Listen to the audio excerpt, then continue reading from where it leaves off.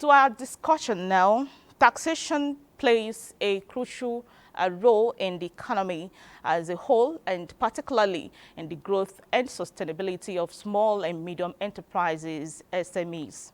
While taxes provide essential revenue for infrastructure and public services, many MSMEs struggle with compliance due to financial constraints and complex tax policies.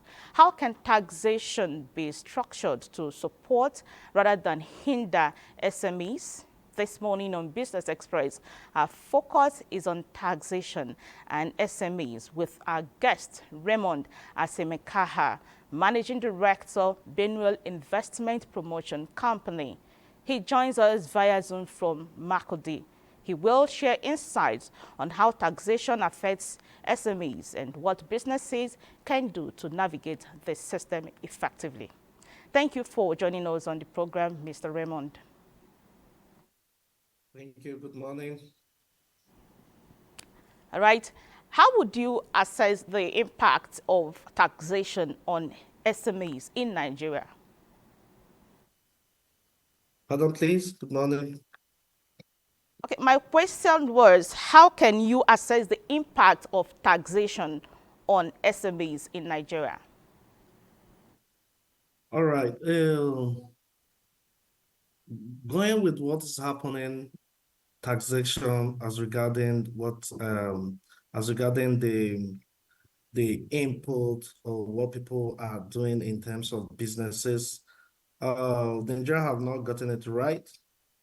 I think they need to put some basic things or basic need in place before the taxation, and that's why some of us were in support of what's happening in the new policy or reform of tax reform policy.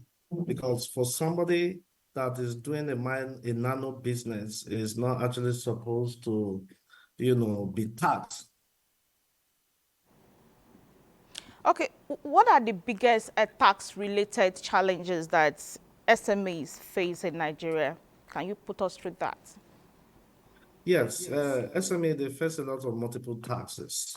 You see today, you see that there's a lot of multiple tax, and that's why the new tax reform for us, we feel that it's important that they introduce, or the federal government introduce that.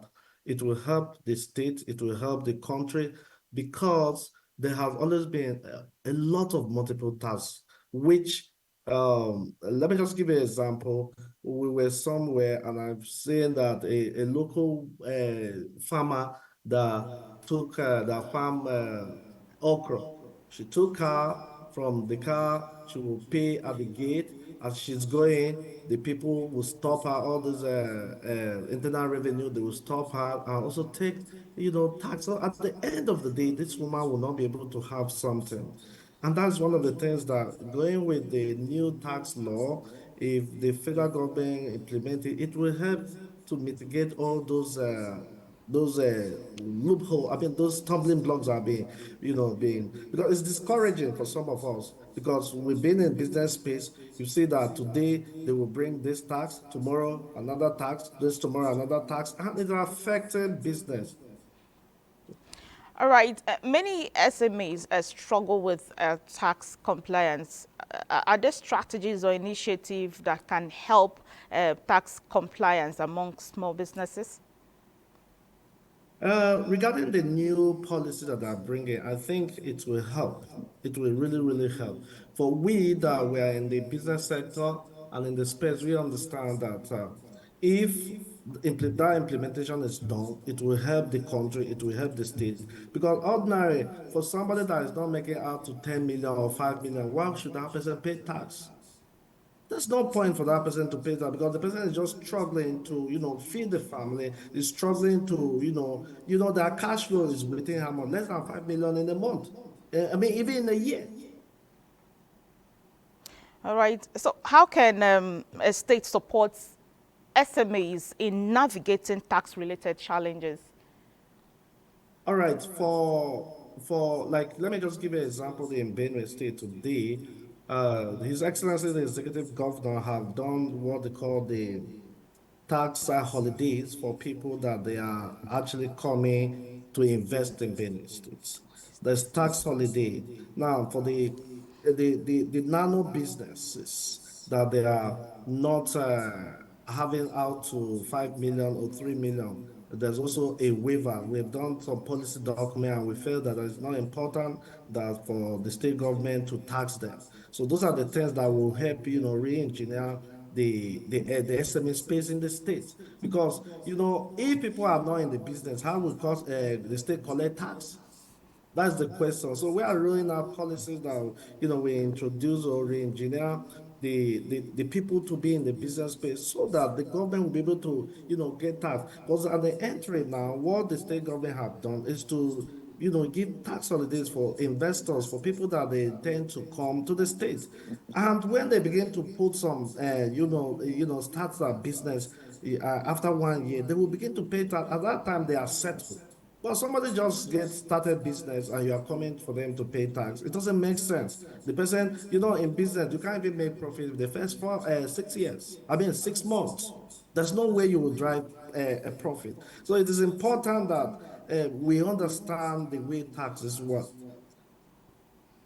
Now, many businesses, especially the nano businesses, operate informally to avoid taxes. How can the government encourage their transition into the formal economy? Yes, for us in Benue, or for what is happening now, we have given a lot of room for people that are in businesses, they were not in businesses, to come back in the business space. And that's why there's an introduction of tax holidays for those people to be able to strive, because what growth economy of the country is micro businesses. So if you begin to give them a whole lot of taxes, in some places they have like 50 something tax. So at the end of the day, what is the person going home with? The person will be discouraged and say, let me not bother. And that's why you see that there's a lot of increase of crime, because when the person starts, let's say somebody have 50,000 in starting business, and tomorrow tax, next tomorrow tax, the other day tax, the person will be tired. And the person will say, you know what, it's better I go, let me go and kidnap somebody. There won't be no tax. However, whatever I get, it goes to my pocket. So it is important that we put modality and the processes in place. And that's why us in Benue, we have done so well. We are putting those processes. We have identified that those people that we are taxing them, they are getting less than 5-10 million in a year.